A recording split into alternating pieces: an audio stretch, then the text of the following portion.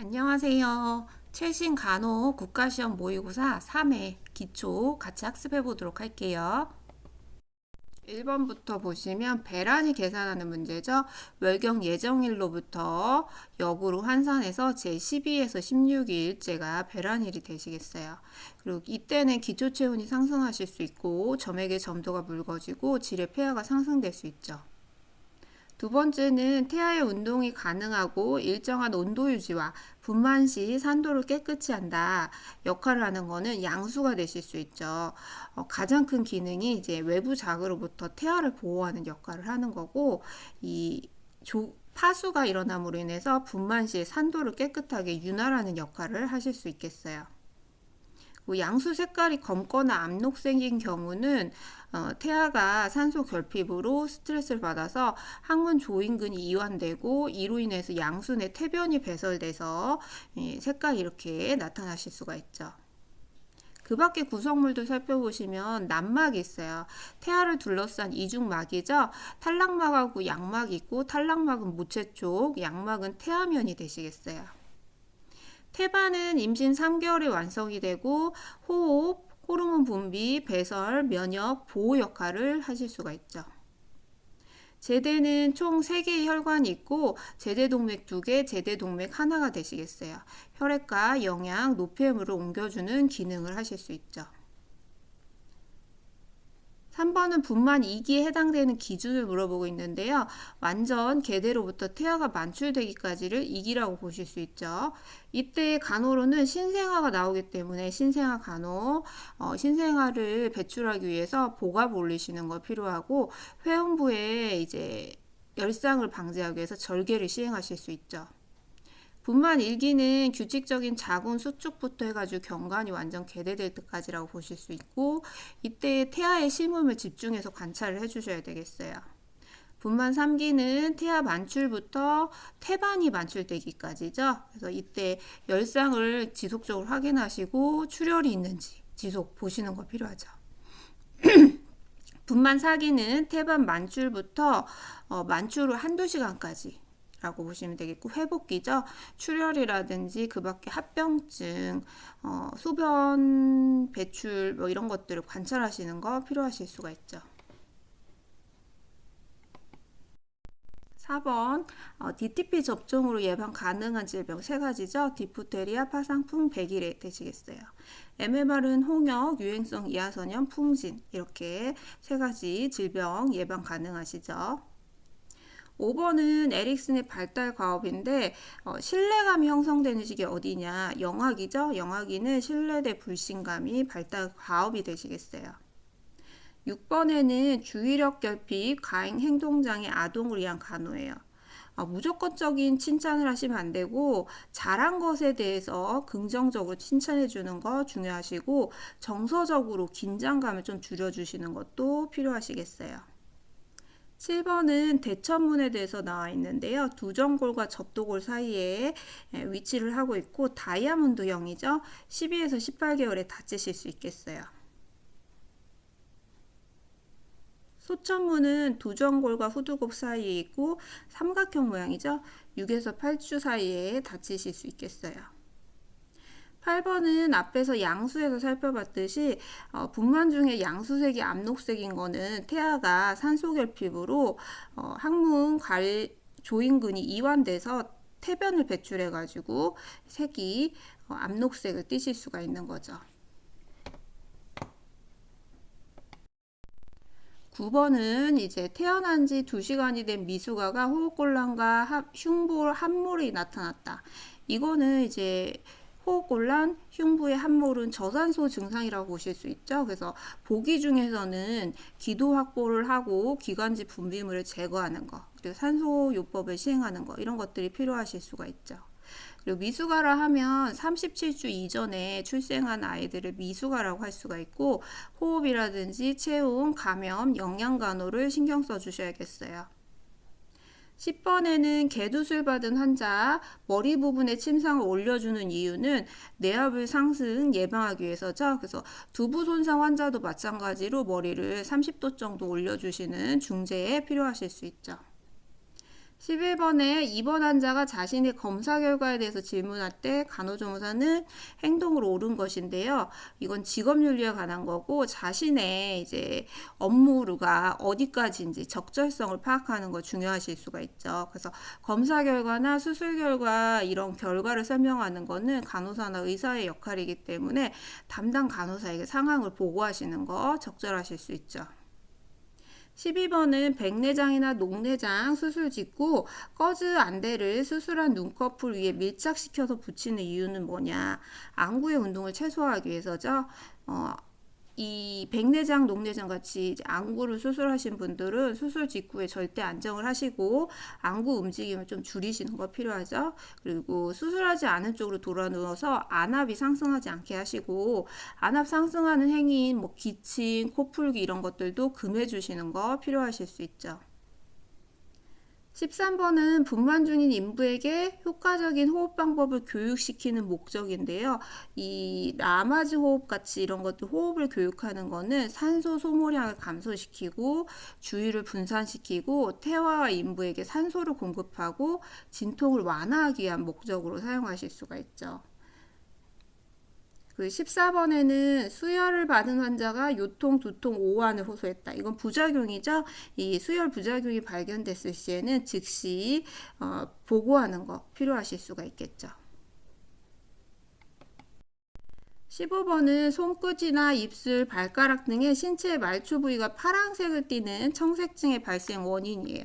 이거 저산소증 얘기죠. 저산소증은 행동에서는 안절부절 못한다든지 활력 증후는 맥박이나 호흡이 증가되실 수가 있고 아까 말초에 이제 청색증이 나타나고 흉고라 함몰이라든지 늑간이 퇴축이 나타나실 수 있죠. 이런 경우 저산소증이라고 보실 수가 있고 얘를 이제 혈액 내 부적당한 가스교환 장애라고 표현하실 수 있죠. 16번은 분만 예정일이에요. 그래서 마지막 세종 월경일에다 월은 플러스 9나 마이너스 3을 하시고 일에는 플러스 7을 하시는 거 필요하실 수가 있겠죠.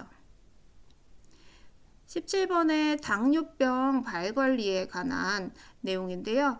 발톱은 일자로 자르시는 거 필요하죠. 파고들지 않도록 하기 위한 관리고요. 튀는 각질 같은 것들은 병원의 진료를 보도록 하시고 신발은 딱 맞는 거 신으시고 슬리퍼와 샌들은 사용하지 않도록 해주시고 이 더운 물 주머니 같이 이렇게 순환 장애가 좀 있으신 분들은 좀 피해 주시는 거 필요하죠.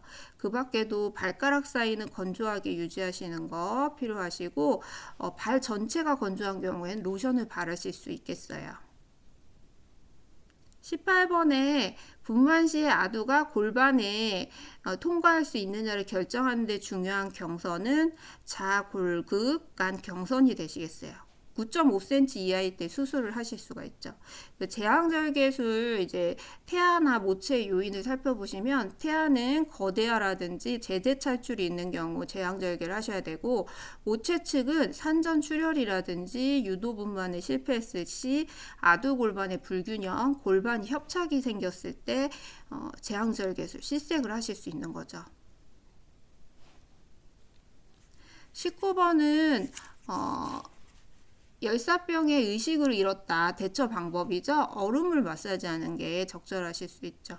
열질환은 열경련, 열피로, 일사병, 열사병이 있죠. 그래서 대부분 이제 첫 번째 중재로는 시원한 곳에 옮기는 거를 중재를 해주셔야 하고 열사병 같은 경우는 체온을 떨어뜨리는 걸 우선적으로 조치를 취하시는 게 필요하시겠어요.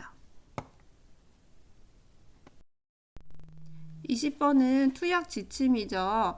보시면 인슐린 같은 경우는 뭐 다른 걸로 투약하실 수 없죠. 주사제로 또 투약을 하시고 피하 주사로 하시는 거죠. 부위를 돌려가면서 맞으시고 인슐린 자체는 냉장 보관하는 거 필요하시겠어요.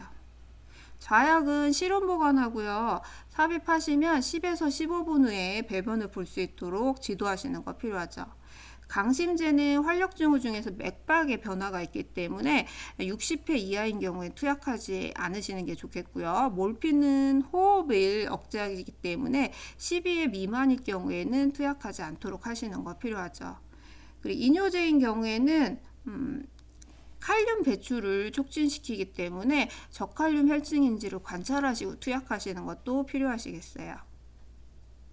21번은 생명에 직접 관여하는 중추, 심장, 혈관 운동, 연화, 구토가 있는 뇌의 부분은 어디인가? 이제 생명에 직접적인 관련이 있다 했을 때는 연수를 골라주셔야 되죠. 호흡이라든지 이런 것들 관련이 있기 때문에 연수를 고르시면 되겠고, 대뇌 부분 같은 경우는 지각이나 행동, 감정을 조절하죠. 그리고 손에는 운동을 조절해요. 그래서 몸의 평형이라든지 운동 조절 중요한 부분이죠. 그리고 항상성 유지라든지 체온 조절은 시상하부가 되시겠어요. 22번에는 이제 한결악제 부작용에 대해서 나와 있는데요. 여기 보시면 두통이나 현기증, 식욕감퇴 등의 부작용 및 장기간 복용 시에 평형실조, 난청이 나타나는 항결핵제는 무엇이냐라고 했어요. 스트랩토마이신이 되시겠죠. 팔 내신경 장애가 나타나서 평행실조, 난청이 나타나실 수 있겠어요. 그리고 항결핵제 중에 리팜피신 같은 경우에 자반증이나 간염의 부작용도 있지만 소변이 붉게 나오는 게 특징적이죠. 그래서 리팜피신을 복용하고 있는 환자가 소변이 붉게 나왔다. 혈뇨라고 의심하시면 안 되겠죠. 정상적인 과정이다라고 보시면 되겠죠. 이소니아지드는 이제 말초신경염이 발생할 수 있기 때문에 예방적으로 비타민 B6, 피리독신을 좀 투약하시는 거 필요하실 수가 있죠. 그리고 에탄부톨은 시력 감소라든지 시야의 협착이 나타나실 수 있겠어요. 24번은 예방접종에 관한 문제인데요. 생후 6개월 된 아이에게 실시되었을 예방접종이에요. 그러면은 이제 제일 먼저 태어났다마자 BCG 접종을 하죠. 그리고 이제 DTP 같은 경우 2, 4, 6개월에 투약하기 때문에 투약이 끝나실 수 있겠죠. 디프테리아, 파상풍 100일에가 끝나 있고 B형 간염도 0, 1, 6개월이기 때문에 끝나 있는 상태라고 보시면 되겠죠. 그리고 보기에 폴리오가 있다면 폴리오도 끝나 있는 상태라고 보실 수가 있겠어요. 25번에 노인의 우울증인데요. 노인 우울증 같은 경우에는 증상으로 식욕저하라든지 체중 감소, 변비, 수면 상태 변화, 집중력, 기억력 감소 등이 나타나실 수 있어요. 그리고 여성이 남성에 비해서 2배가 높죠. 그리고 이 노인 우울증은 정신력으로 극복하시면 안 되고 항우울제라든지 환경치료, 집단치료, 사회적 지지 이런 것들을 뒷받침해 줘야 되는 부분이 되시겠어요. 우울증이 심한 경우에는 식욕이 저하되고 수면 상태가 변화되실 수가 있는 거고 배우자나 사랑하는 가족의 상실이 원인인 경우가 크실 수가 있겠어요. 그리고 우울증 노인은 알츠하이머 질환에 걸릴 가능성이 높죠. 26번 골다공증에 대해서 나와 있는데요. 골다공증 고위 연구는 여성인 경우에 폐경기 시기에 이제 골다공증 위험이 높아지고 남녀 공통으로 65세가 넘으면 골다공증이 생기실 수 있죠. 그리고 가족력이 있다든지 갑상선 호르몬을 장기적으로 복용했다든지 당뇨, 음주나 흡연하신 분들은 골다공증이 나타나실 수 있어요. 그래서 남성이라고 해서 골다공증이 안 걸린다가 아니죠. 그래서 여성에게 더 많이 발생할 수 있지만 남성에게도 올 수 있다라고 설명하시는 거 필요하시겠어요. 27번은 앞에서 살펴본 내용인데요. 분만 예정일이죠. 월에다 플러스 9, 마이너스 3을 하시거나 일에다 플러스 7을 하시면 되겠어요. 28번에는 분만 3일째인데 체온이 38.2도시래요. 그러면 산후 감염을 의심하실 수 있겠죠. 29번에 직업적 태도인데요. 직업적 태도로는 이제 여기와 같이 가능한 일찍 간호관리자에게 근무 시간 변경에 대해서 알리는 거 직업 윤리로 적절한 행동이 되실 수 있죠. 그리고 비윤리적인 지시를 받았을 때 거절할 권리가 있고요. 사직할 때는 한 달 전에 알리고 퇴사하는 거 이런 것들 적절한 행동이 되실 수가 있는 거죠. 30번에는 조기파수가 됐어요. 그럼 인부를 이송할 때 어떻게 하느냐? 걷지 않고 이동차로 이동하도록 하는 거죠. 이게 걸으시면 아래로 쏠려서 더 문제가 되실 수가 있죠. 조기파수가 위험한 요인으로는 영양결핍이라든지 흡연, 저체중인 사람들이 위험 요인을 가지고 있고요. 이때 나타나게 되면 제대 탈출이라든지 자궁 내 감염 위험성, 태아의 손상 가능성이 크기 때문에 여기와 같이 주의 깊게 이제 이동차로 이동하면서 관찰하시는 거 필요하시겠어요. 그리고 31번에 간호조무사의 복장은 청결하고 단정하게 유지하시는 거 필요하실 수 있죠.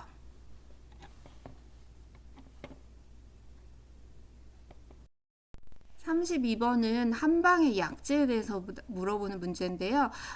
마른 약재를 새말로 하여 채로 쳐서 고르게 혼합했다. 가루약을 표현하는 거죠. 산재가 되시겠어요. 얘는 이제 흡수가 빨라서 약효가 신속한 게 장점이라고 보실 수 있죠. 다음에 탕제 보시면 가장 한방에서 오랫동안 사용했던 방법이죠. 약재를 끓여서 유효한 성분을 추출하는 방법이고 급성 질환자에게 많이 사용할 수가 있고 용량을 가감하기가 약재를 가감하기가 용이한 방법이라고 보실 수가 있죠. 환제 같은 경우는 이 가루약에다가 꿀이나 밀가루 풀을 넣어서 이 동그랗게 만든 알약 형태라고 보시면 되겠죠. 그래서 만성질환자에게 흔하게 많이 사용하실 수가 있겠어요. 고제는 탕제를 이제 오랫동안 끓인 거에다가 꿀이나 밀랍 이런 것들을 섞어서 반유동식 형태로 만든 걸 고제라고 보실 수가 있죠. 주제는 술에 담가서 유효한 성분들을 추출하는 방법이 되시겠고요. 그 밖에 뭐 과립이라든지 전제 방법도 사용하실 수 있죠. 33번은 뜸의 작용에 대해서 물어보고 있죠. 면역작용과 혈액순환 작용을 하실 수 있죠. 뜸 같은 경우는 고혈환자, 임산부, 당뇨 환자는 피해야 된다는 거 기억하시고 떼어낸 뜸은 이제 화재 위험성이 있기 때문에 불이 꺼진 걸 확인하고 처리하는 거 필요하실 수 있죠. 34번에 치과에서 간호조무사가 해야 할 업무로는 진료실 기구 준비, 진료 기구 교환, 구강보건 교육하는 거 필요하실 수 있죠. 35번에 구강관리에서 1, 2차, 3차 예방관리 어떤 거냐 물어보고 있는데 1차 예방에 해당되는 거는 칫솔질이 해당이 되실 수 있죠. 2번에 주기적으로 검진을 한다. 주기적 검진은 2차에 해당이 되실 수가 있고 3번의 치은염 관리 같은 경우는 2차 예방에 해당이 되실 수가 있어요. 그리고 치주병 관리하는 거는 3차 예방에 해당이 되실 수가 있는 거죠. 그리고 5번에 부정교합을 차단하는 것. 부정교합 같은 경우는 후천적인 요소인 경우에는 1차 예방에 속하고 유전적인 경우에는 2차 예방에 속한다고 되어 있어요. 1, 2, 3차 한번 다시 살펴보시면 칫솔질이라든지 학교의 불소 용액 양치, 전문가가 불소 도포하는 거, 식이 조절, 치면 열구 전색, 치면 세마 같은 것들이 다 1차 예방에 해당되실 수 있죠. 그 다음에 2차 예방으로는 치아 우식 병소를 충전하거나 치은염을 치료하는 것들 해당이 되시고 3차 예방으로는 치수병을 치료하고 진행 중인 치수병 치료, 치아를 발과하거나 의치 보철하는 것들이 다 3차 예방이 되시겠어요. 치아의 기능의 감퇴 현상을 제한하고 구강병의 진행으로 상실된 치아 기능을 재활하는 역할이기 때문에 3차 예방에 해당이 되실 수가 있겠어요.